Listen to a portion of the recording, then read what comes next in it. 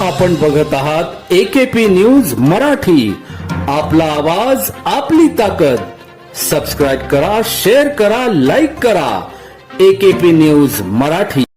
नाशिक जिल्ह्यातील मनमाड शहरात एका माथेफिरू समाजकंटकाने 5 डिसेंबरच्या पहाटेच्या सुमारास धुमाकूळ घालत वेगवेगळ्या भागातील घराबाहेर उभ्या असलेल्या 6 मोटरसायकली पेटवून दिल्याची घटना मनमाड शहरात घडली असून या घटनेमुळे एकच खळबळ उडाली आहे.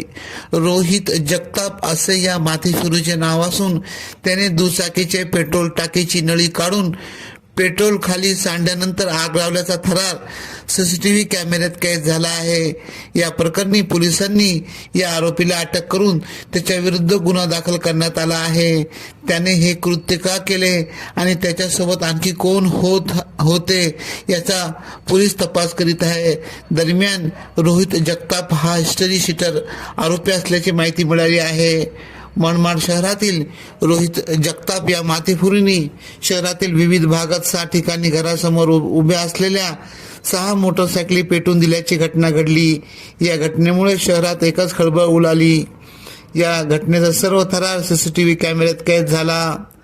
रोहितला पोलिसांनी ताब्यात घेतले असून त्याच्याविरुद्ध गुन्हा दाखल करण्यात आला आहे. रोहित हा हिस्टरी शीटर असून त्याच्यावर याआधी देखील विविध गुन्हे दाखल आहेत.